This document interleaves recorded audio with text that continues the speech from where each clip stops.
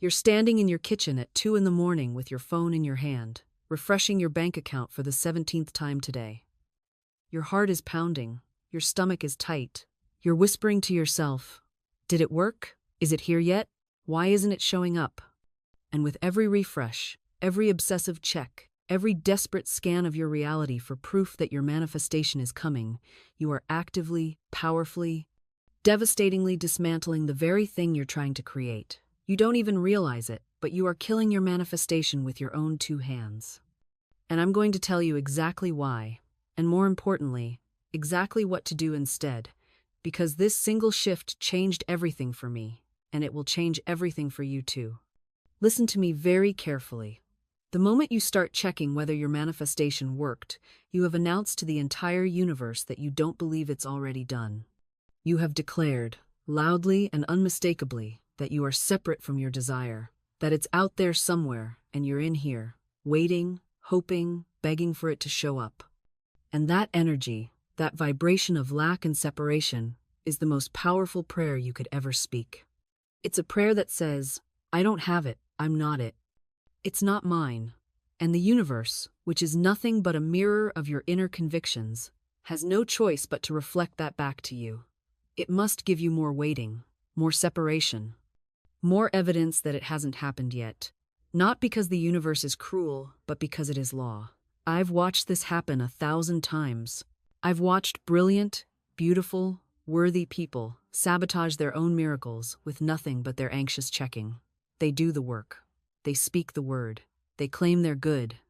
And then they immediately run to the window to see if it's arrived yet, and in that single gesture, they have unclaimed it. They have taken back their word. They have voted for the opposite of what they declared. And then they come to me confused and heartbroken, asking why it didn't work, why they're still stuck, why the technique failed them. But the technique never fails. You fail the technique when you treat your manifestation like a package you ordered from a store, instead of a spiritual truth that already exists in the invisible, simply waiting for you to stop contradicting it long enough for it to take form.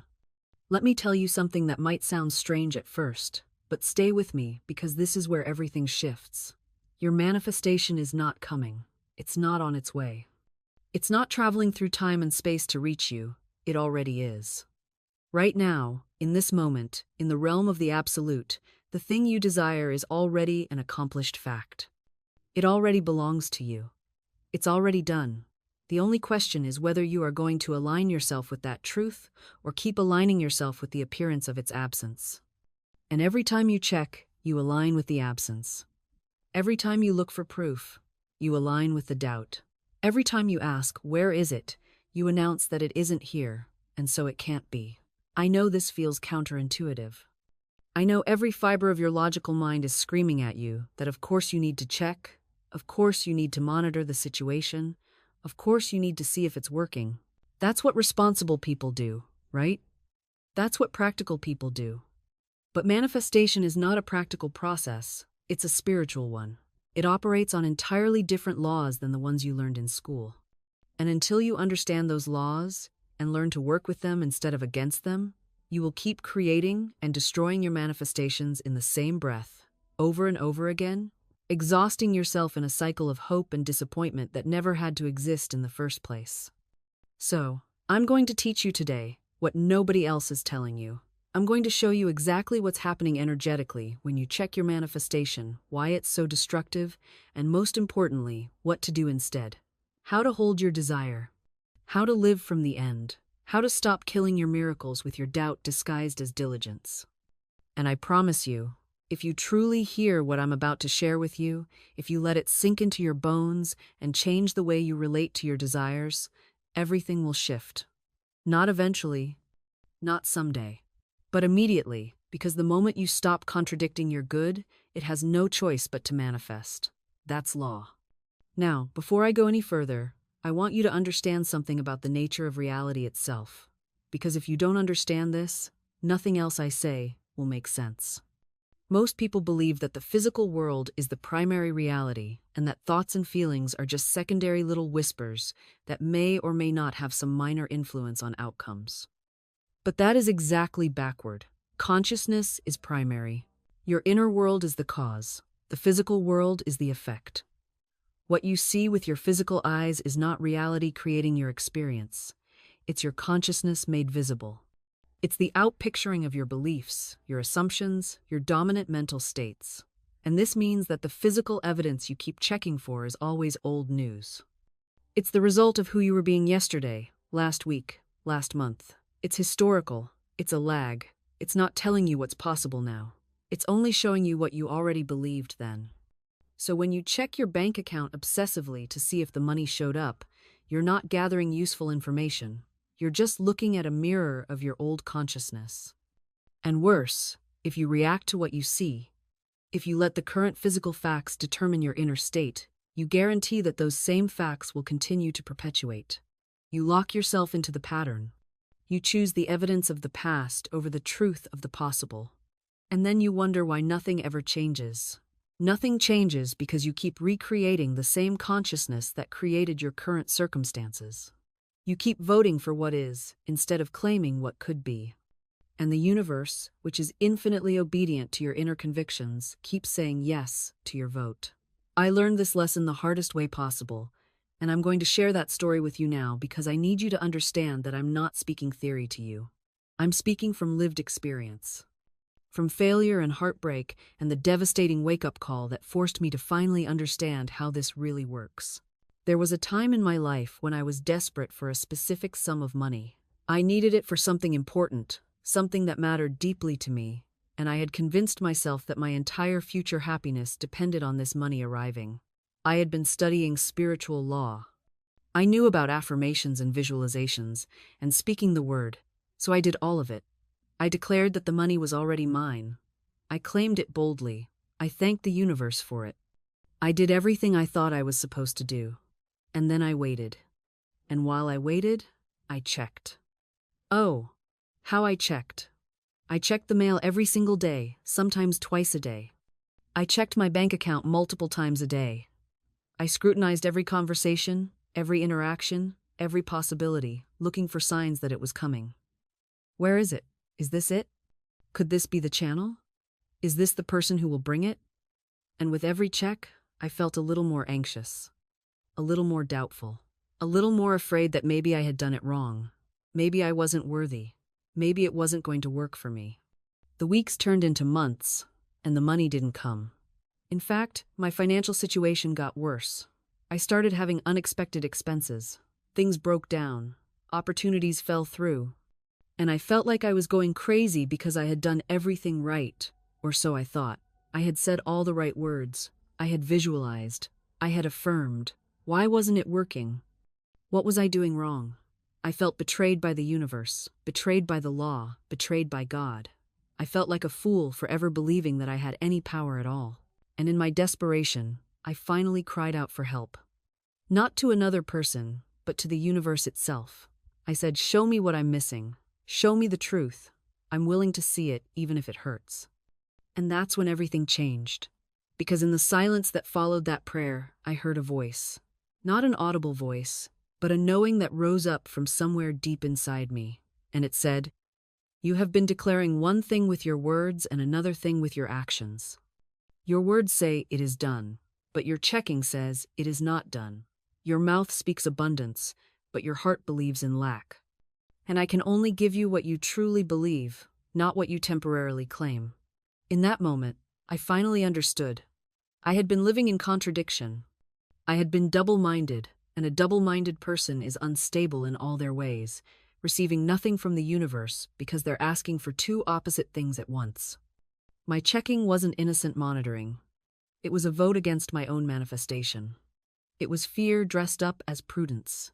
It was doubt masquerading as diligence.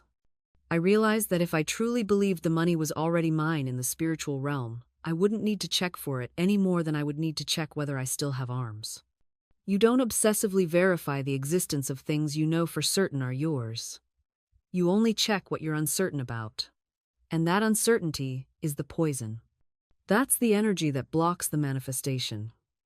Not because you're being punished for doubt, but because doubt and manifestation cannot occupy the same space. They're opposite frequencies. One is the presence of faith, the other is the absence of it, and you get to choose, moment by moment, which one you're embodying. So I made a radical decision. I decided to stop checking entirely. Not just reduce the checking, not just check less often. I completely stopped. I stopped looking at my bank account, except for the normal, practical once-a-week review for paying bills. I stopped scrutinizing the mail with desperate hope. I stopped interrogating every conversation for hidden opportunities. I decided that whether the physical evidence showed up tomorrow or next month or next year, I was going to live as though it was already done, because in the only realm that actually matters, the spiritual realm where all things originate, it was already done. My job wasn't to make it happen. My job was to stop unhappening it with my doubt. This wasn't easy at first. My ego screamed at me that I was being irresponsible, that I was in denial, that I was going to miss important information. The temptation to check was almost unbearable. But every time I felt that urge, I recognized it for what it was. It wasn't practical concern. It was fear, and I was no longer willing to let fear dictate my actions or determine my consciousness. So instead of checking, I redirected that energy. When the urge arose, I would pause, take a breath, and remind myself of the truth. It is already done. I don't need to verify spiritual truth with physical evidence. I am living from the end, not toward it.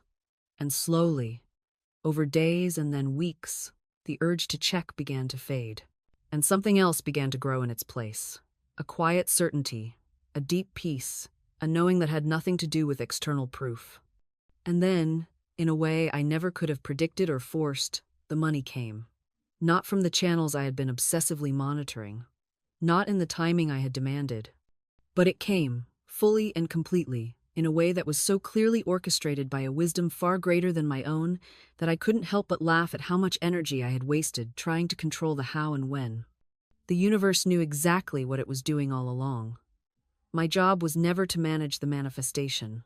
It was simply to maintain the consciousness of having, and to stop contradicting that consciousness with my anxious checking. That experience taught me something I've never forgotten. The checking isn't just a harmless little habit. It's not just a minor behavior that doesn't really matter. It's a powerful spiritual statement. It's a declaration of your true belief. And your true belief, not your temporary words or wishful thinking, is what manifests every single time, without exception. So if you want to know what you really believe about your manifestation, don't listen to your affirmations. Watch your behavior. Do you check constantly? Then you believe in absence. Do you worry about timing? Then you believe you're in control instead of trusting the universe. Do you feel anxious when you don't see immediate proof? Then you believe the physical realm is more real than the spiritual one. And all of these beliefs will block your manifestation, not because you're being punished, but because they're energetically incompatible with the thing you're trying to create. Now I want to break down for you exactly what happens energetically when you check your manifestation, because once you see this clearly, you'll never want to check again. When you speak a word of power, when you claim your desire, when you declare that it is done, you are literally impressing the subconscious mind with a new pattern. You're planting a seed in the fertile soil of consciousness, and that seed contains within it everything needed to manifest in physical form. It has the blueprint. It has the intelligence. It has the power to restore itself to wholeness. You see, your body is not the problem. Your body is never the problem. It is the magnificent servant of your consciousness. When you speak words of disease, when you visualize decay, when you accept diagnoses as final verdicts, you are giving your subconscious mind a picture, and it says, yes, this is what we're building now. But the moment you change the picture, everything shifts. I knew a woman who was told she had a incurable condition. The doctors, well-meaning, of course, gave her a timeline. They told her exactly how her decline would unfold, and she believed them. For weeks, she carried that death sentence in her mind like a stone. She spoke of it constantly. She prepared for it. She lived as though it had already happened. Then one day, someone put one of my books in her hands, and she read these words. There is no incurable condition. There is only incurable thinking. That pierced through her despair like a shaft of light. She began, slowly at first, to change her inner conversation.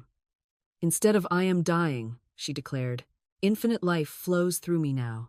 Instead of accepting the diagnosis as destiny, she saw it as a temporary condition subject to change by divine order.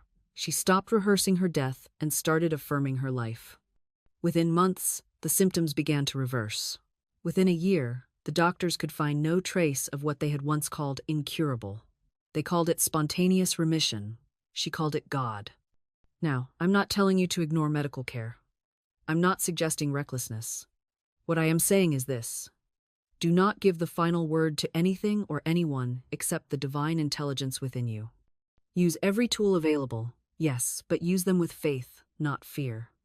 Let the doctors tend to your body while you tend to your consciousness. Because here is the secret they don't teach in medical schools. Your consciousness is the master, your body is the servant, and the servant always obeys the master. So when you speak to your body, speak with authority, not with pleading, not with desperation, but with calm, quiet knowing. My body is the temple of the living God. Perfect health is mine now. Every cell in my body is filled with light and life. I am restored to wholeness, mind, body, and spirit. Say these words. Feel them. Let them sink past your intellect, past your doubt, past your fear, and into the deep subconscious where creation happens. And watch what unfolds.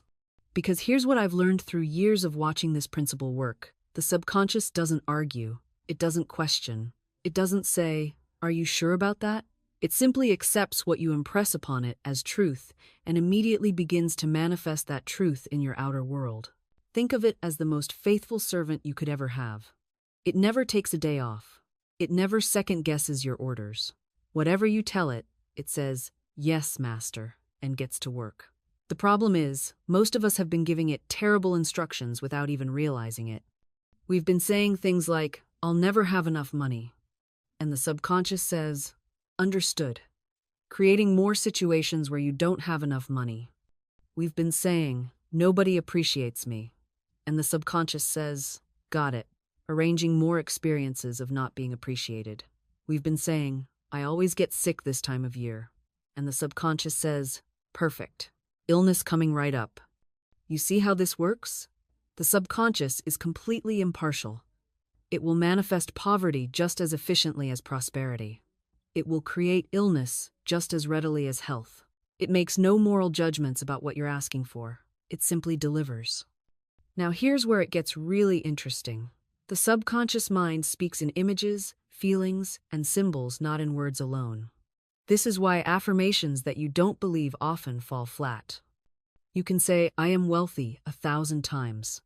But if the image in your mind is one of struggle and lack, if the feeling beneath those words is desperation and doubt, then guess what the subconscious is actually receiving? It's receiving the image and the feeling, not the words. It's like trying to order chocolate cake but pointing at the salad. You're going to get the salad every time. This is why I'm so insistent about speaking words that ring true to you, words that create a feeling of relief, of possibility, of, "Yes, I can believe that." Because when the word and the feeling align, when what you say and what you feel match up, that's when the subconscious receives a clear instruction. That's when things start to move. I remember a woman who came to me, absolutely convinced she would never marry. She'd been telling herself this story for years, and I watched her, and I could see she wasn't sad about it. She was comfortable with it. It had become her identity. I'm the woman who doesn't get married.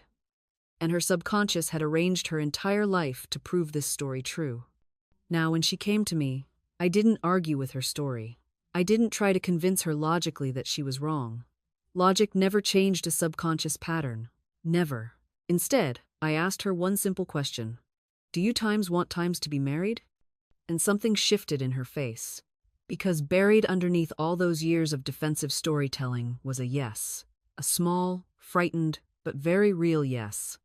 That's when the real work began. Not positive thinking, not affirmations mumbled half-heartedly into a mirror, but a complete renovation of her inner house. First, we had to evict the old tenant. That story about being unmarriageable, we had to see it for what it was, not truth, but a security blanket she'd wrapped around herself after being hurt. Every time the old thought came up, "I'm not the marrying type," we replaced it, not with force, not with argument, but with gentle, persistent redirection. I am divinely irresistible to my perfect mate. My own comes to me effortlessly. At first, she felt ridiculous saying it. Her rational mind screamed that it was nonsense. But I told her what I tell everyone. Your conscious mind doesn't need to believe it. Your subconscious just needs to hear it. Over and over and over. And here's what's magical about the subconscious. It doesn't care about your past. It doesn't hold grudges. It doesn't say, well, you've been single for 40 years, so that's your lot in life now. The subconscious only knows what you're telling it times today, asterisk, right now, this moment. Within weeks, something began to change in her. Not her circumstances at first, but her energy. She softened. She stopped leading with her armor. She began to dress differently, move differently, asterisk, be times differently in the world. And then, as it always happens when the inner shift is genuine, the outer world rearranged itself to match. Within 2 months, she met a man who saw her as she truly was. Not as a trophy, not as a conquest, but as a whole person. He was nothing like the men she'd pursued before. He was steady, kind, present. And for the first time, she didn't feel the need to perform or prove or protect. The relationship unfolded with an ease she'd never known was possible. This is what happens when you stop betraying yourself to earn love. Love finds you, real love. The kind that doesn't ask you to shrink or hide or apologize for existing. But here's what no one tells you. The shift doesn't just affect romance, it ripples outward into every corner of your life. When you stop abandoning yourself, the universe stops abandoning you. I watched this happen with a man who came to me after losing yet another job. He was talented, capable, brilliant even. But every workplace turned toxic within months. Bosses became tyrants. Colleagues grew resentful. Opportunities evaporated. He was convinced the world was against him. Tell me, I said, what do you do when someone criticizes your work? He stiffened. I defend myself. I explain why they're wrong, even when they might have a point. Asterisk. Especially times then. There it was. He had made being right more important than being whole. Every interaction became a battlefield, because inside, he was already at war with himself. He couldn't allow any external criticism because he was drowning in his own internal condemnation. So he fought and fought and fought until everyone around him became an enemy. His issue wasn't the jobs. It was that he'd abandoned his own inner truth so long ago that he'd forgotten what it felt like to stand firmly in it without aggression.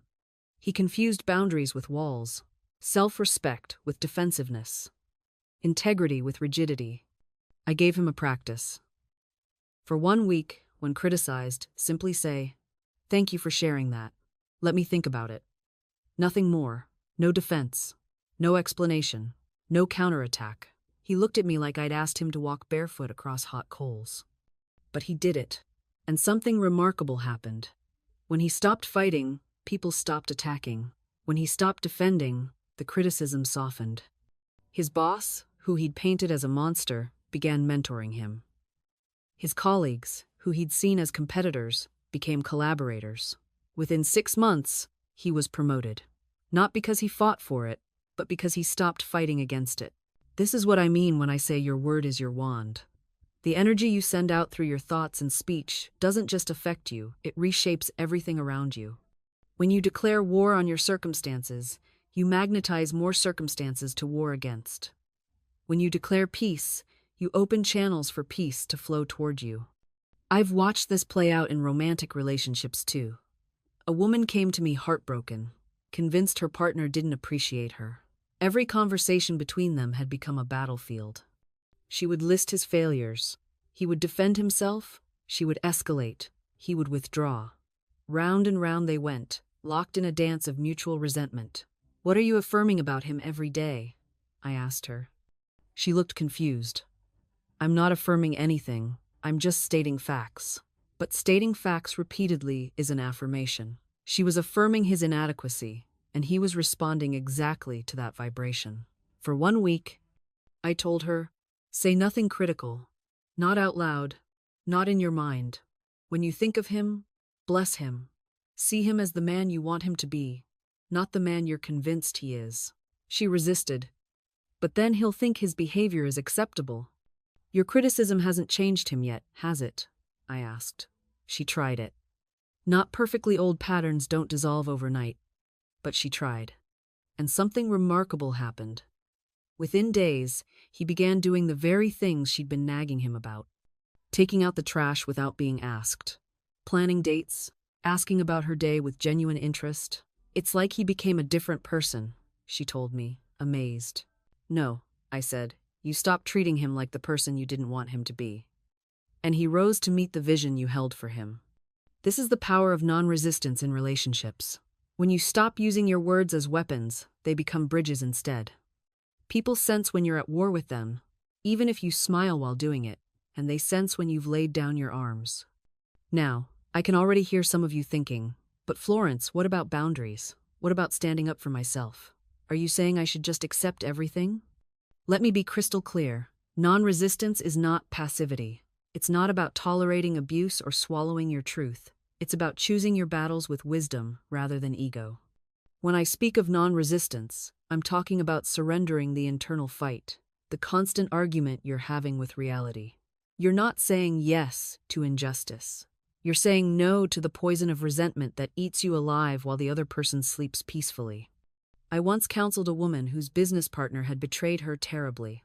She came to me consumed with bitterness, spending every waking hour replaying the injustice, imagining confrontations, plotting revenge. He deserves to suffer, she told me, her face tight with fury. Perhaps, I said, but why are you volunteering to be his prison warden? You're spending your days watching him through the bars while you're the one locked inside. She blinked at me. The metaphor landed. Non-resistance meant she could take legal action without the internal warfare. She could protect her interests without poisoning her own spirit. She could demand justice without becoming enslaved to hatred. Within a month of releasing her resistance, not her boundaries, her resistance times, she found new investors, better ones. The universe abhors a vacuum. When you stop clinging to the old battle, space opens for the new blessing. Here's what most people miss. Resistance doesn't change the past or protect the future. It only destroys your present. You resist your body's illness, and the stress worsens your symptoms. You resist your financial situation, and anxiety clouds the very clarity you need to improve it. You resist your loneliness, and the desperate energy repels genuine connection.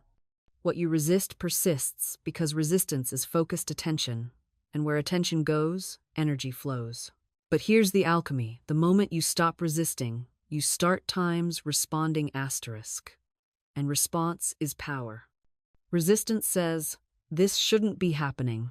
Response says, this is happening. What's my move? Resistance is a closed fist, fighting reality. Response is an open hand, ready to work with what is. I'm not asking you to become a doormat. I'm inviting you to become a master. Masters don't waste energy arguing with storms.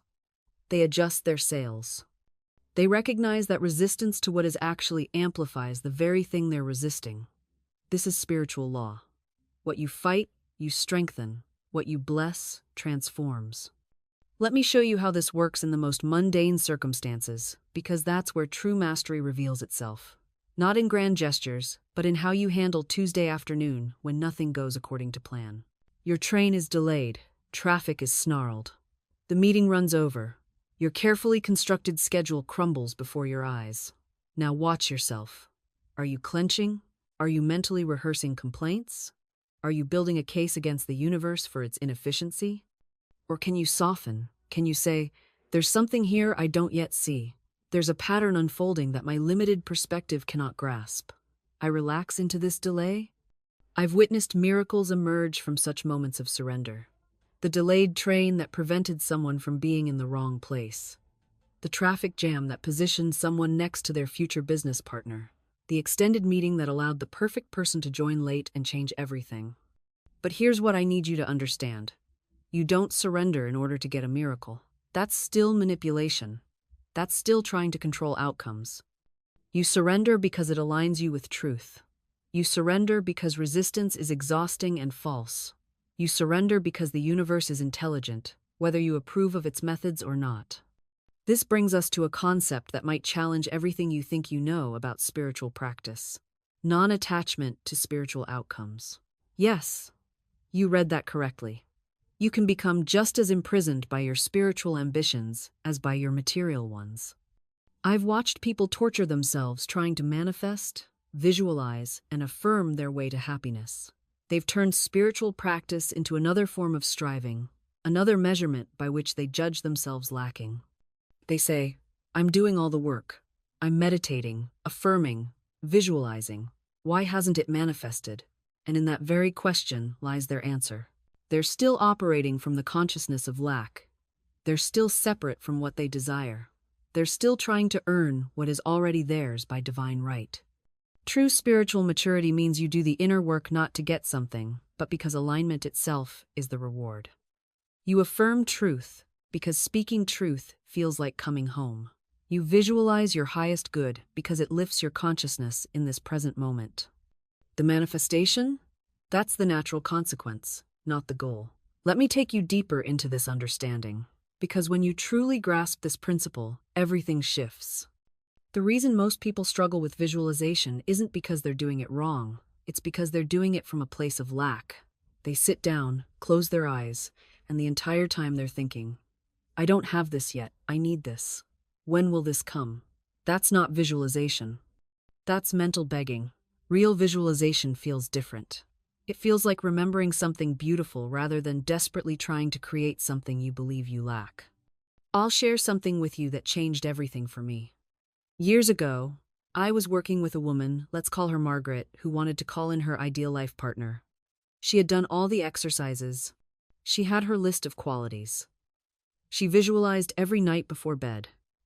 But nothing was happening, and she was growing bitter. When I asked her to describe her visualization practice, she said, I picture him coming to me. I see us together. I imagine what it will feel like when he finally arrives. Do you hear it? When he finally arrives. The entire practice was drenched in future tense. In waiting, in absence. I told her, Margaret, you're not visualizing a relationship. You're visualizing the wait for a relationship. We shifted her practice completely. Instead of imagining some future moment when love would finally show up, I had her connect with the feeling of being loved right now. Not by a specific person. Just the quality itself. The energy of being cherished, seen, delighted in. I told her, close your eyes and remember a moment when you felt completely adored. Maybe as a child. Maybe by a friend. Maybe even by your dog. I don't care. Just find that feeling in your body. She did. And tears came immediately. That's the vibration, I said. That's what you're calling in, not a person, a state of being. Within 2 months, she met her husband. But here's what she told me that matters most. I stopped caring whether I met someone or not. I felt so complete on my own that when he showed up, it was just extra. Like dessert after a satisfying meal. That's manifestation in its truest form. You become so aligned with the feeling you're seeking that the physical manifestation becomes almost beside the point. This is why I say, your good is always seeking you. You don't chase it, you don't corner it, you don't hold your breath until it arrives. You simply become a vibrational match for it, and it finds you. You've been walking around trying to force doors open when the entire time you're standing in front of automatic ones. They slide wide the moment you stop pushing and simply stand in the right spot. And that right spot? It's a feeling. It's a frequency. I've watched people spend decades chasing abundance while radiating lack. They say the words, they write the checks, they visualize the mansion. But underneath it all, there's a trembling, a desperate grasping, a silent scream that says, please, please, I need this or I'll fall apart. And the universe, being the perfect mirror that it is, reflects that desperation right back. More situations that make you feel needy, more circumstances that confirm the lack. Not because the universe is cruel, but because it's lawful. It gives you the essence of what you're broadcasting. You cannot receive what you won't become. Let that sink in for a moment. You cannot receive what you won't become. If you want wealth, but you carry yourself like someone who's always one bill away from disaster, the universe says, so that's the station you're tuned to. Here's more of that frequency. If you want love, but you move through the world believing you're not quite enough, not quite worthy, not quite lovable unless you perform perfectly. Guess what shows up? People and situations that confirm that belief. This isn't punishment, it's precision. The universe doesn't hear your words, it reads your vibration.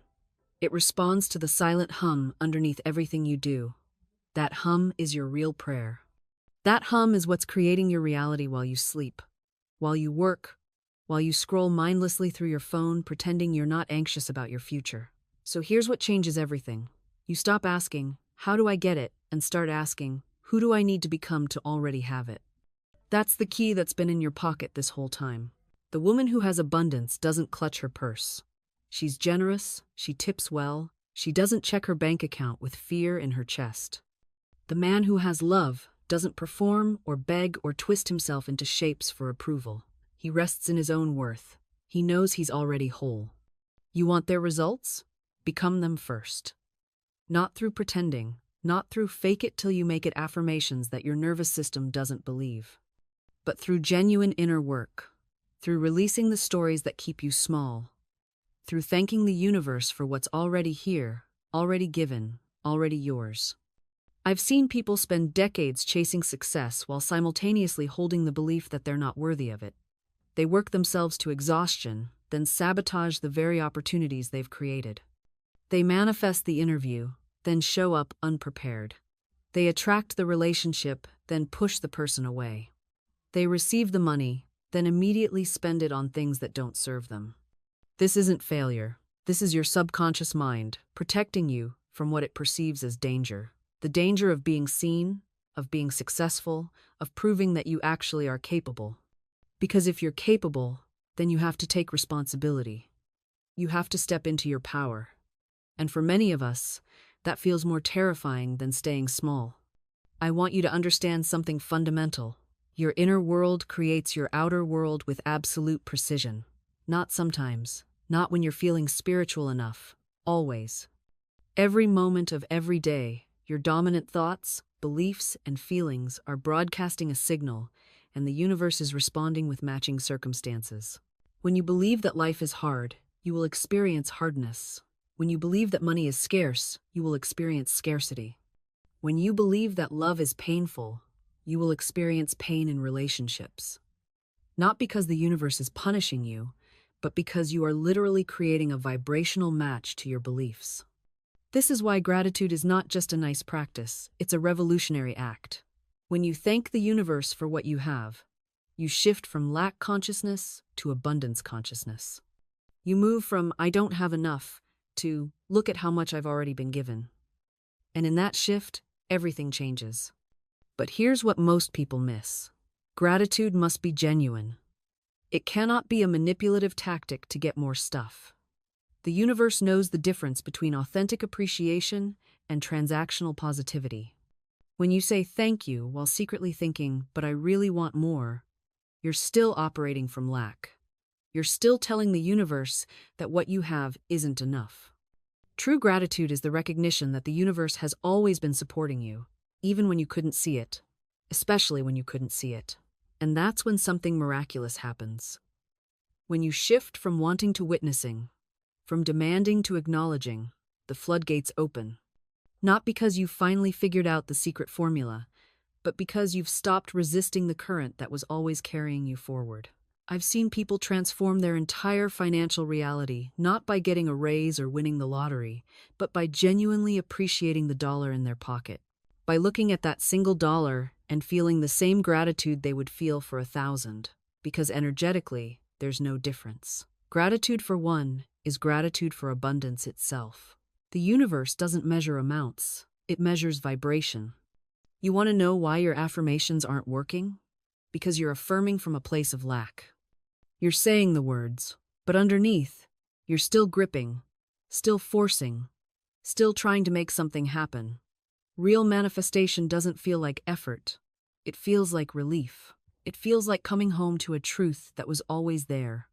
Let me tell you about a woman who came to me absolutely convinced she was cursed. Her words. She'd lost her job, her apartment, her relationship, all in the span of 3 months. She sat in front of me and said, "Florence, the universe hates me. I've tried everything and nothing works." I asked her one question. What's still here? What hasn't been taken? She looked at me like I'd lost my mind. But then, slowly, she started listing things. Her health, her sister, her ability to think clearly. The sunset she'd watched the night before. A stranger who'd smiled at her that morning. As she spoke, her whole face changed. Not because her circumstances had changed, but because her attention had shifted from what was gone to what remained. Within 2 months, she had a better job than before. Not because she manifested it through affirmations, but because she stopped broadcasting the frequency of devastation and started broadcasting the frequency of presence. Employers can feel that. Opportunities respond to that. Life opens to that. You don't have to figure out how times it will come. That's not your job. Your job is to hold the vision and speak the word. I knew a woman who wanted a position in a particular company. She had no connections, no inside advantage, no reason to believe it would happen through conventional means. But she declared every morning, "The divine plan of my life now takes shape in definite, concrete experiences. I am led to my right work." She didn't scheme, she didn't manipulate, she didn't send desperate follow-up emails or try to network her way in through force. She simply held the vision and went about her day with peaceful certainty. Within 3 weeks, she met someone at a completely unrelated event, a gallery opening, of all places, who turned out to be on the board of that very company. The conversation flowed naturally. They discovered shared interests. He asked what she did. She mentioned, casually, that she'd been thinking about that company lately. 2 days later, she received a call. Not for the position she'd imagined, but for something better, something that hadn't even existed when she started her affirmations. They created it for her. That's how the law works, when you get out of its way. You don't force doors open. You speak the word, and the right doors swing wide. Now, here's where people stumble. They speak the word once, maybe twice, and then spend the rest of the day contradicting it. They say in the morning, "Infinite substance is now manifesting in my life." And by afternoon, they're telling their friend, "I don't know how I'm going to make rent. Everything's falling apart." You can't plant seeds and dig them up every hour to see if they're growing. The word must be maintained, not through gritted teeth or exhausting effort, but through gentle, consistent return. Every time doubt whispers, you speak the truth again. Every time fear rises, you declare what is real in the invisible. This isn't denial, it's decision. You're deciding which voice gets the final say, the voice of circumstances or the voice of spirit. And here's what I've seen happen when people make this decision consistently. The external world begins to shift. Not because you forced it, not because you manipulated outcomes, but because you stopped feeding the illusion of limitation with your attention and emotion. A woman once told me she'd been unemployed for 8 months. Every morning, she woke to dread. Every conversation became a confession of her struggles. She was rehearsing poverty, calling it being realistic. I asked her a simple question. What if your good is already prepared, and you're simply blocking it with your insistence that it isn't there? She looked at me like I'd spoken in another language. "I'm not asking you to pretend you have a job," I said. "I'm asking you to stop treating unemployment as your identity. Stop introducing yourself to the universe as a woman without resources. Start claiming what is yours by divine right." She began each morning differently. Instead of scanning the lack, she gave thanks for right action, right place, perfect timing. She stopped complaining, not because she suppressed her feelings, but because she redirected her mental energy toward what she wanted to call forth. Within 2 weeks, an unexpected opportunity appeared, a position that hadn't been advertised, with someone who'd heard her name years ago and suddenly thought of her. "It felt like magic," she said. "It wasn't magic, it was law." She stopped blocking her good with her own consciousness of lack. You see, the universe doesn't withhold. We do. We withhold our own good by refusing to accept it in mind first. We say, "I'll believe it when I see it," but the spiritual law says, "You'll see it when you believe it." This is why affirmation without feeling is useless. You can repeat words all day, but if your emotional state contradicts them, you're neutralizing your own power. The feeling is the secret. The feeling is the prayer that moves mountains. So when you declare, "Infinite Spirit, reveal to me the way," don't just say it, feel the relief of knowing the way exists. Feel the trust. Let your body relax into the certainty that you are not alone, not abandoned, not left to figure it all out with your limited human mind.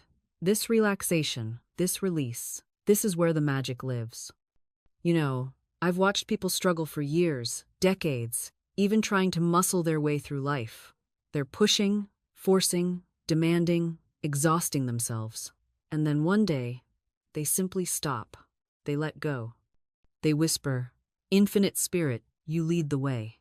And within days, sometimes hours, the very thing they'd been chasing appears effortlessly. This isn't luck. This is law. When you release your grip on how things must unfold, you make room for divine intelligence to work in ways your conscious mind never could have orchestrated. You see, your human reasoning can only draw from what it already knows: past experiences, limited information, the narrow bandwidth of logic. But divine mind, it sees everything. Every connection, every possibility, every perfect pathway that exists beyond your current awareness. I remember a woman who came to me absolutely frantic about her financial situation.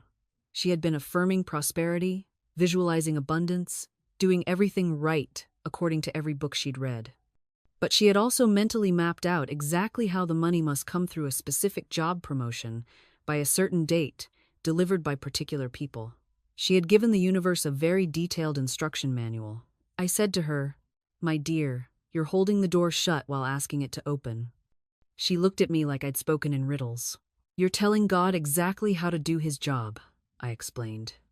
"You've decided there's only one acceptable solution, one narrow channel through which your good can flow. What if there are 1,000 ways your abundance wants to reach you, but you're only watching one door?"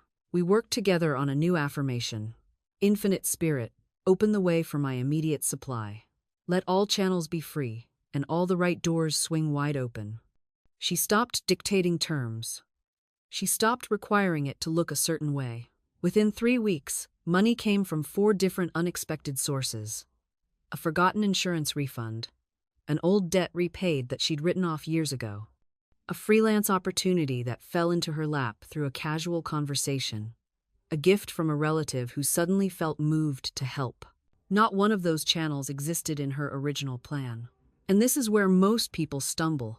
They receive these gifts, these breadcrumbs, from the universe, and they reject them because they don't look the way they expected. The money comes through a door they didn't even know existed, and they say, "No, that's not right. That's not how it's supposed to happen." I've watched people turn away the very thing they asked for because it arrived wrapped in different paper. A woman once told me she needed money for her business. She was specific, she was certain, she was ready. And then her uncle called and offered her a partnership in a completely different venture that would fund exactly what she needed. She said no. Do you know why? Because she had decided it had to come through a bank loan. That was her picture of how prosperity arrives. Not through family, not through partnership. Through a bank, with paperwork and interest rates and everything official. She was asking for the stream while refusing the ocean. The universe doesn't care about your methodology. It cares about your alignment. When you release resistance, when you stop insisting on the how and the when and the who, you become available to receive through infinite channels. Some you've considered, most you haven't. I'll say it plainly, your job is not to figure out how. Your job is to be ready when it arrives.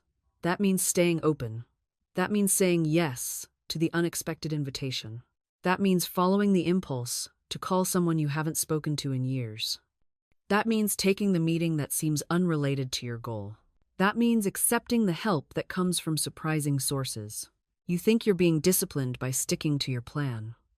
But rigidity is not discipline. Rigidity is fear dressed in organizational clothing. True discipline is keeping your vision clear while remaining flexible about the route. True discipline is knowing what you want and trusting that it can come through 1,000 doors you never thought to knock on. I've watched people create elaborate 5-year plans, mapping out every step, every milestone, every expected outcome. They've got spreadsheets and timelines and backup plans for their backup plans. And then life happens. An opportunity appears from an unexpected direction. A door opens that wasn't even on their map, and they can't see it because they're too busy staring at their blueprint, insisting reality conform to their schedule. This isn't planning. This is trying to control the universe with a checklist. Real discipline means holding your vision with an open hand. You know where you're going, but you're not attached to the vehicle that takes you there. You might think you need that specific job, but perhaps what you really need is the financial freedom and creative expression you believed that job would provide. And those things, they can come through channels you never imagined. I knew someone who spent 3 years trying to break into a particular industry through what she thought was the proper door. She networked until she was exhausted. She modified her resume 17 different ways. She took courses and certifications, all aimed at making herself fit the mold of what she thought they wanted. Nothing opened. Then one day, frustrated and burnt out, she started a small side project just for herself. Something that brought her joy. No agenda, no strategy, just creative expression. Within 6 months, that side project connected her with people who brought her into the very field she'd been trying to force her way into, but through a completely different entrance. In a role that didn't even exist in her original plan. A better role. One that actually suited who she was, rather than who she thought she needed to become. The universe has a better imagination than we do. It sees possibilities we can't see because we're stuck in our limited perspective of how things should unfold. Your work is to stay true to the essence of what you want, not the specific form you think it must take. You want love? Don't get fixated on it coming from one particular person. You want abundance? Don't insist it arrive through one particular channel. You want fulfillment? Don't decide there's only one way to experience it. This is the paradox of manifestation that trips people up. You must be specific enough to focus your energy, but general enough to allow divine intelligence to deliver something better than you imagined. Too vague, and your energy scatters. Too rigid, and you block the very thing you're asking for. The sweet spot is knowing what you want to feel, to experience, to become, and trusting that the form it takes might surprise you. Let me tell you about a woman who came to me once, desperate for a new home. She described it in exhaustive detail, the exact shade of blue for the shutters, the precise square footage, the street it had to be on. She'd drawn floor plans. She'd measured her furniture against imaginary walls. And month after month, nothing appeared. I finally asked her, "What do you want to feel in this home?" She stopped, blinked. I want to feel safe, peaceful, like I can finally breathe. Then that, I said, is your true desire. Hold that. The house is just the delivery system. Within weeks, an opportunity arose that she'd previously dismissed, a home on a different street, smaller than she'd imagined, with green shutters instead of blue. But the moment she walked in, tears came. "This is it," she whispered. "I can breathe here." The universe had heard her heart, not her blueprints. This is what I mean by specificity with spaciousness. You must be clear enough that your subconscious mind has a direction, but open enough that infinite intelligence can deliver something better than your limited human perspective could imagine. Think of it like ordering from a divine menu. You don't go into a fine restaurant and tell the chef exactly how many grains of salt to use. You say, "I want something nourishing and delicious." And you trust their expertise. The universe is the ultimate chef. Your job is to place the order clearly, confidently, and then allow the kitchen to work its magic. Now, here's where people tie themselves in knots. They confuse detachment with indifference. They think being open-handed means not caring. That's not it at all. Detachment isn't apathy, it's trust. You care deeply about the outcome, the feeling, the experience, the transformation you're calling in. But you're not clutching it with white knuckles.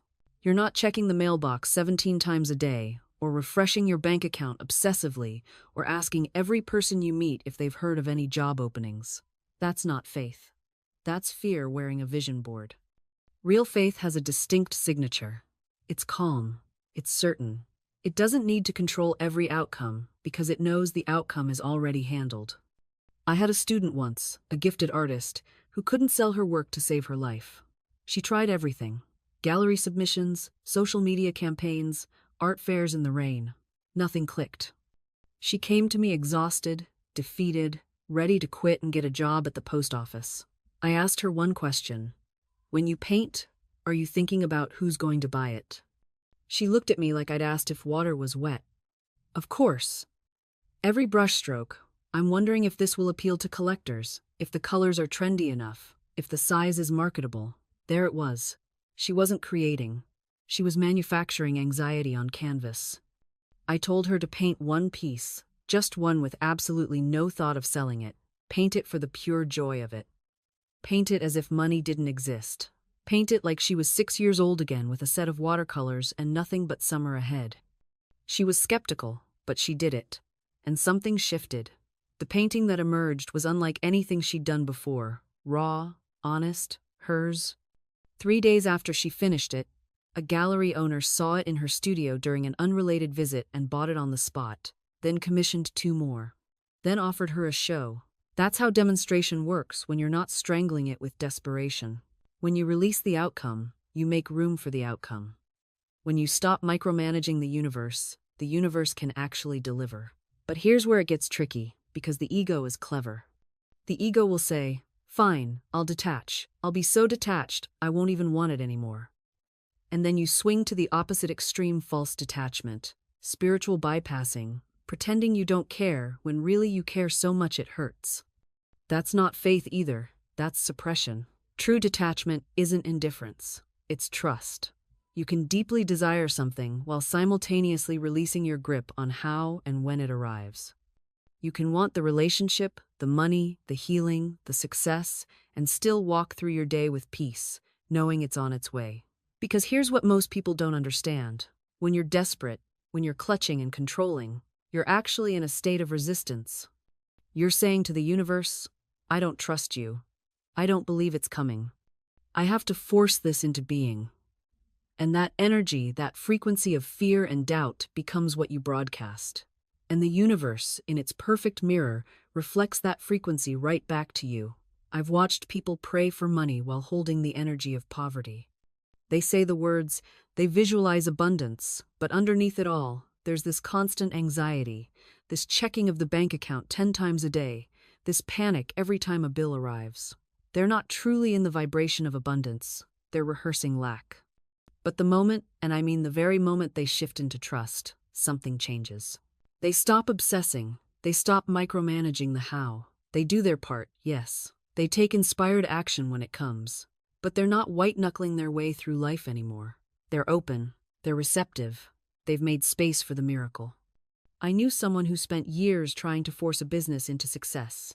Every strategy, every hustle, every manipulation of circumstances, exhausting themselves, getting nowhere. Then one day, burned out and depleted, they simply surrendered. Not in defeat, in trust. They said, I've done all I can do. I release this. If it's meant to be, it will be.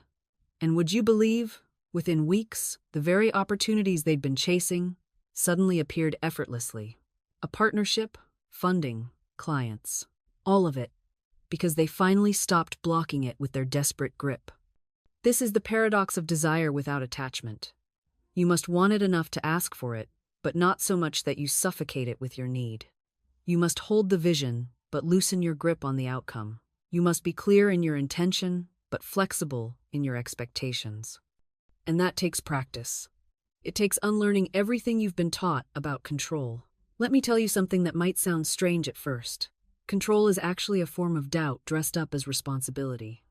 When you micromanage the universe, when you insist that your good must come through times this times person, or times that times opportunity, or times this specific times timeline, you're essentially saying, I don't trust you to handle this, universe.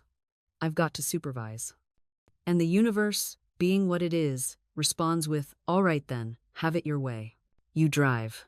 And suddenly, you're white-knuckling your way through life, exhausted, wondering why nothing flows anymore. I've watched people miss extraordinary blessings because they were too busy forcing inferior ones. They had a very specific picture of what their miracle should look like, and when it showed up wearing different clothes, they didn't even recognize it. There was a woman who came to me once, desperate for employment. She needed money immediately. She had her eye on one particular position at a bank, decent pay, respectable, safe. She prayed for that job specifically. She visualized herself behind that desk. She spoke the words, affirmed daily that the position was hers. And she didn't get it. Someone else was hired. She was devastated. She felt abandoned by the universe, betrayed by her own faith. It didn't work, she told me, defeated. But 3 weeks later, she received an unexpected call from a former colleague. A new company was launching. They wanted her specifically. The salary was double what the bank job offered. The work was creative, expansive, perfectly suited to her actual talents, rather than just her immediate desperation. She got something far better than what she demanded. But she almost turned it down out of bitterness, out of loyalty to her original plan. That's what I mean by flexible expectations.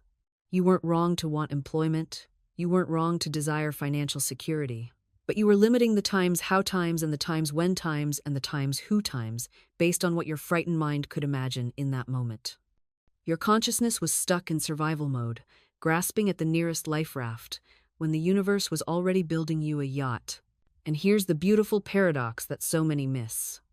The moment you release your death grip on times how times it must happen, the moment you stop micromanaging the universe's delivery system, that's when the floodgates open. That's when synchronicities multiply. That's when doors you didn't even know existed swing wide open. I've watched this pattern repeat itself countless times. The woman who stops obsessing over finding a husband and instead focuses on becoming whole within herself, suddenly she's invited to an event where she meets her perfect match. The artist who releases his attachment to getting into one specific gallery and instead trusts his work will find its right audience. Suddenly, he's discovered by a curator who launches his entire career.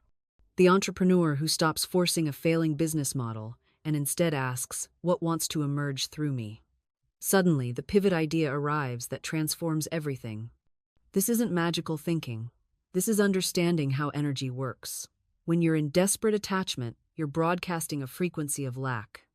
You're telling the universe, I don't have it, I need it, I'm incomplete without it. And the universe, being the perfect mirror it is, reflects that energy back to you. More lack, more needing, more incompleteness.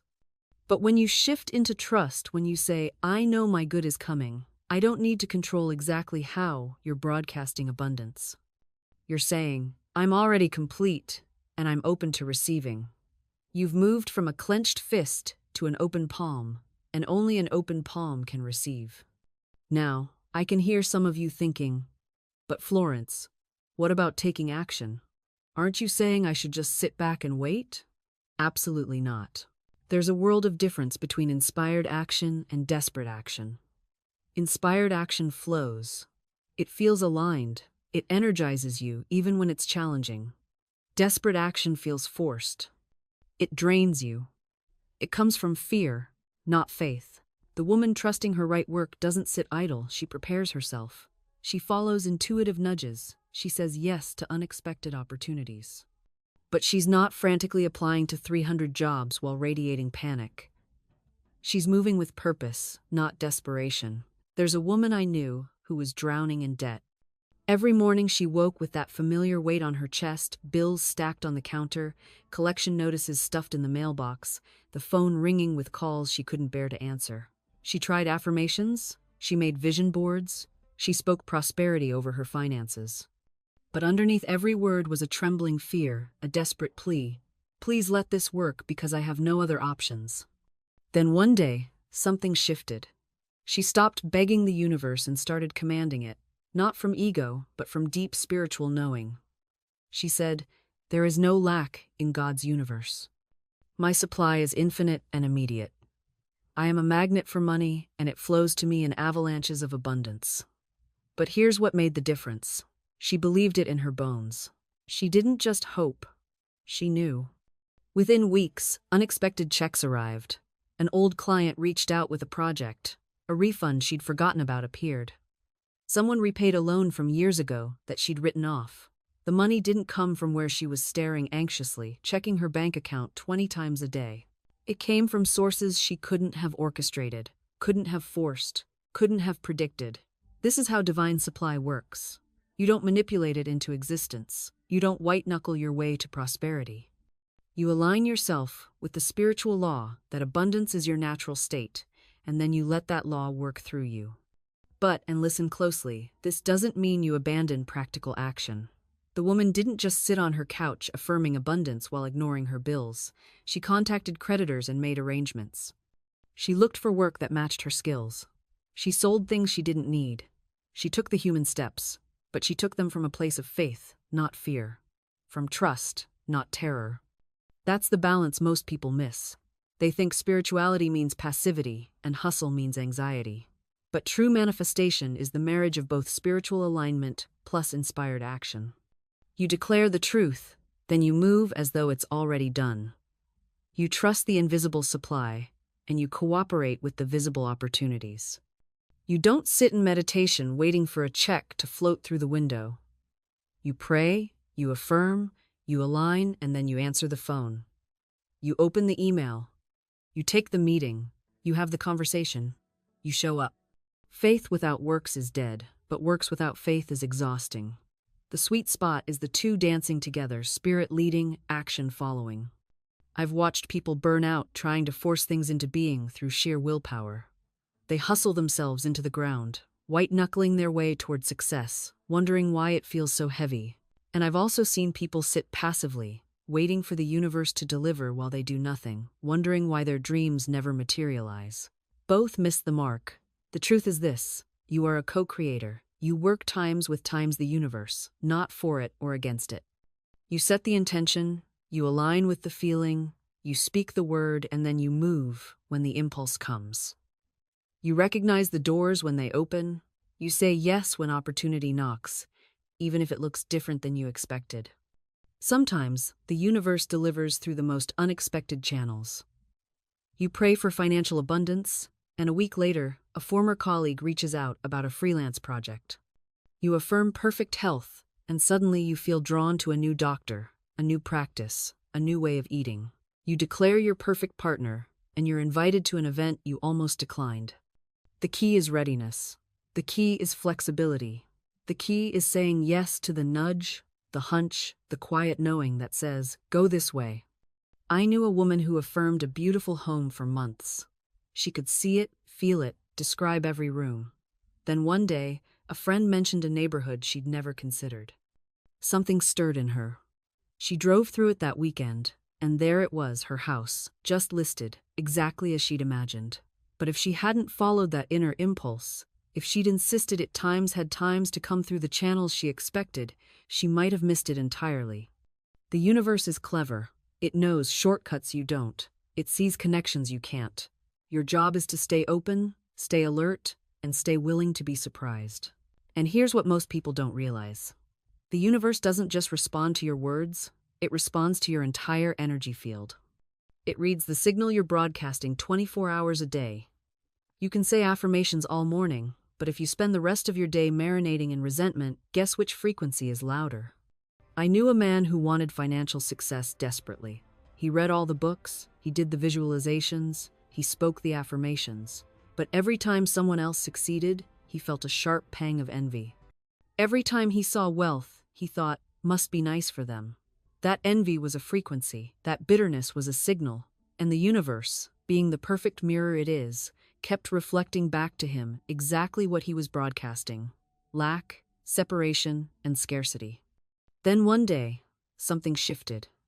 He saw a friend buy a beautiful new car, and instead of that familiar sting, he felt genuine joy. He said out loud, "Good for you, man. That's amazing." And he meant it. That night, he got a call about a business opportunity he'd forgotten he'd even applied for. Coincidence? Not in this universe. When you can celebrate someone else's good, you're telling the universe, there's plenty, there's enough. Good things happen. And the universe says, oh, you believe in abundance? Let me show you what that looks like in your life. This is why gratitude is so powerful. Not the forced, gritted teeth kind, the real kind. The kind that looks at what you have right now and says, this is good, this is enough, and more is coming. That frequency is magnetic.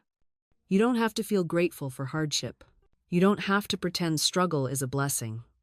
But you can be grateful for your resilience. You can be grateful for the lesson. You can be grateful that you're still here, still standing, still willing to try. I've watched gratitude turn lives around more reliably than any other practice.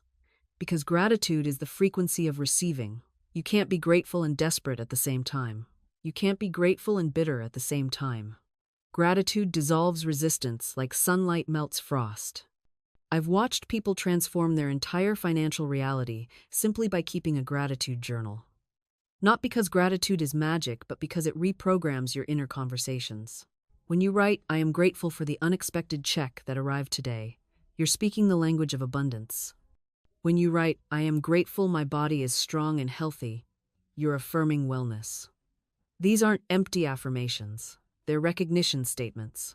You're recognizing what's already working, and the law amplifies what you recognize. Here's what most people miss. Gratitude must be specific. General thankfulness floats away like steam. But when you say, "I am grateful for the woman at the coffee shop who smiled at me this morning," that lands. It has weight. It has texture. Your subconscious mind receives it as evidence that the universe is friendly, that people are kind, that you live in a supportive reality. And what does your subconscious do with that evidence? It creates more experiences to match. I knew a man who was drowning in debt. Bill collectors calling daily, anxiety stealing his sleep. I told him to write down 3 financial blessings every morning. He looked at me like I'd lost my mind. "What blessings?" he said. "I'm broke." I said, "You have running water, write it down. Someone gave you a place to live, write it down. Your body digested breakfast without you having to think about it. Write it down." He resisted, but he did it. Within 2 weeks, his entire countenance changed. Within 2 months, he received a job offer that doubled his previous salary. Not because gratitude paid his bills, but because gratitude shifted him into the consciousness where solutions could reach him. You see, when you're consumed by what's missing, you become impermeable to what's arriving. Gratitude makes you permeable. It opens the channels. It says to life, "I'm ready, I'm receptive, I recognize your generosity."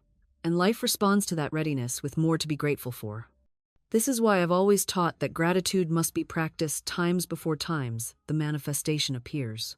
You cannot wait until everything is perfect to be thankful. You cannot postpone your appreciation until your ship comes in. The very act of giving thanks now for what you have, for what is coming, for the invisible substance taking form, this accelerates the entire process. I've seen people transform their financial situations simply by beginning each morning with genuine thanksgiving. Not fake affirmations shouted at the mirror while feeling desperate inside. True, felt appreciation. I give thanks for the substance of wealth flowing to me now. I give thanks that all my needs are met. I give thanks for unexpected income, for open doors, for divine opportunities. And the universe, hearing this song of gratitude, responds in kind. You see, when you're grateful, you're also humble. And humility opens channels that arrogance blocks. The arrogant person demands, pushes, forces. They treat the universe like a vending machine, insert prayer, expect immediate results, get angry when nothing appears. But the grateful heart asks differently. It recognizes itself as part of a larger whole, cooperating with divine timing rather than dictating to it. There's a surrender in gratitude, not the surrender of defeat, but the surrender of trust. When you say thank you for something not yet visible, you're surrendering your need to control exactly how and when it arrives. You're saying, "I trust the process. I trust the timing. I trust that what is mine is already mine, and it will appear in the perfect way at the perfect moment." This doesn't mean you become passive.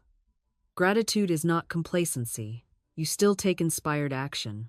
You still show up for your life, but you do so from a place of expectancy rather than anxiety. You work with joy rather than desperation. You act from fullness rather than lack. I worked with a woman once who couldn't understand why her business wasn't thriving. She worked harder than anyone I knew. Long hours, endless effort, constant striving. But there was no gratitude in her work, only resentment. Resentment of clients who hadn't paid enough. Resentment of competitors who seemed to have it easier. Resentment of the time it was taking. I told her, begin each day by giving thanks for 3 clients you've already served. Not future clients, not dream clients. The actual people who've already trusted you with their business. See them clearly. Appreciate them genuinely. She resisted at first. It seemed too simple, too small. But she began the practice, And within weeks, something shifted. Not just in her business, though new clients did begin appearing, but in her entire energy. She became magnetic in a way she'd never been when she was striving. She stopped looking for validation and started living from an inner knowing. And the universe responded not because she earned it, but because she finally allowed it. This is the great reversal that few understand. The moment you stop needing something desperately, you create the space for it to arrive effortlessly. I've watched this pattern repeat itself countless times. The person obsessed with finding love who finally surrenders and then meets their partner within days. The artist who stops trying to please the market and creates from pure joy only to have their work suddenly sought after. The entrepreneur who releases attachment to a specific outcome and discovers a better opportunity they never could have planned. These aren't coincidences. They're demonstrations of a fundamental spiritual law. Desperation repels, certainty attracts. When you're desperate, you're broadcasting lack. You're telling the universe, I don't have this, I need this, I'm incomplete without this. And the universe, being a perfect mirror, reflects that frequency back to you. You receive more experiences of not having, more situations that confirm your lack. But when you rest in certainty, when you know with quiet confidence that what's yours is already yours, you shift into a completely different frequency. You're no longer chasing. You're no longer grasping. You're simply opening your hands to receive what's already been prepared for you. This doesn't mean you become passive. There's a world of difference between surrender and resignation. Resignation says, nothing ever works out for me anyway, so why bother? It's collapse disguised as acceptance. True surrender says, I know what I desire. I've claimed it. I've seen it done. And now I release it to divine timing while I continue showing up with joy and purpose. It's empowered trust. You still take inspired action. You still move in the direction of your vision, but you're no longer attached to controlling every detail or forcing every outcome. You're dancing with life rather than wrestling it into submission. I always say, do your part, then trust God to do His. Your part is to hold the vision, speak the word, and follow your inner guidance. God's part is to arrange the circumstances, open the doors, and bring the manifestation into form. Too many people try to do God's part. They try to figure out exactly how their good will come. They manipulate, strategize, and force doors that were never meant for them. And in doing so, they miss the perfect doors that would have opened effortlessly. There's an ancient wisdom that says, in quietness and confidence shall be your strength. Quietness, not frantic doing, not desperate pushing, but peaceful, purposeful action. Confidence, not arrogant certainty that you can control everything, but humble trust that you're being guided toward your highest good. This is the sweet spot where miracles happen, when you can hold your vision clearly while simultaneously releasing your grip on how and when it arrives. You become irresistible to your good. I've seen this transformation countless times. A woman comes to me, wringing her hands over a specific situation, a relationship that's crumbling, a bank account that's shrinking, a health diagnosis that terrifies her. And inevitably, she asks me to help her force a particular outcome. Please, she says, tell me the exact words to say to make him come back. Give me the precise affirmation to manifest exactly $10,000 by Friday. And I have to gently redirect her. Because here's what I know. The universe is far more creative, far more generous, far more intelligent than our limited human minds. When we insist on our tiny, specific solution, we're often blocking something infinitely better from reaching us. I knew a man once who was desperate to keep his job at a failing company. He affirmed, he visualized, he did everything he could to prevent being let go. And then he was let go anyway. He felt betrayed by the universe, angry at the principles he'd been practicing. But 3 months later, he found himself in a position that paid double, aligned with his values, and gave him time with his family for the first time in years. The disaster he'd fought so hard to prevent was actually the universe's way of moving him toward his greater good. This is why I always say, know what you want, but hold it lightly. Speak your word with conviction, then step back and let divine intelligence arrange the details. Your job is to maintain the consciousness, the feeling, the faith, the expectancy, not to micromanage the manifestation. Think of it like ordering from a master chef. You don't storm into the kitchen and tell them exactly which knife to use, what temperature to set the oven, how many minutes to sauté the onions. You trust their expertise.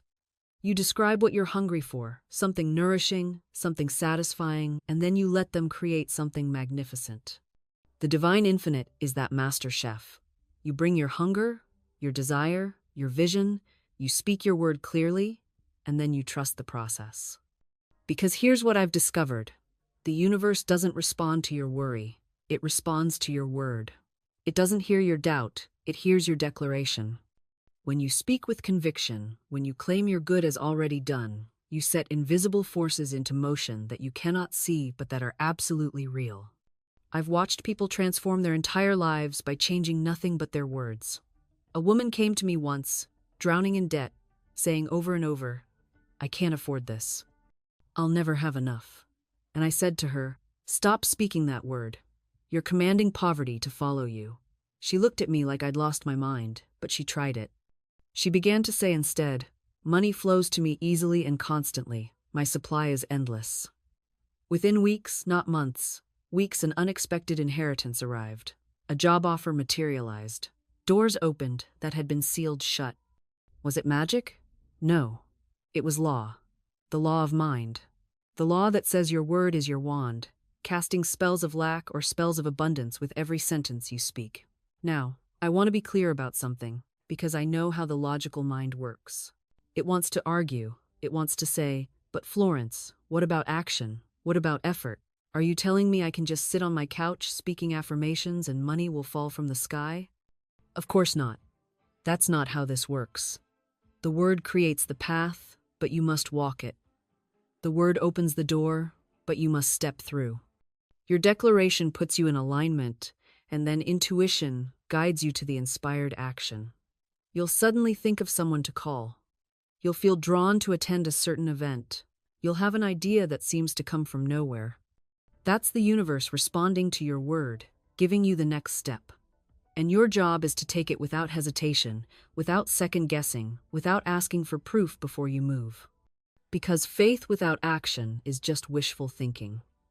It's like standing at the shore, declaring you want to cross the ocean, but refusing to board the ship. The universe has sent the ship. Your intuition is the captain calling you aboard. And you're standing there saying, "But what if it sinks? What if I get seasick? What if I made the wrong choice?" Stop asking what if. Start asking what now. I knew a woman who had been affirming abundance for months. She spoke her word with conviction. She visualized. She declared.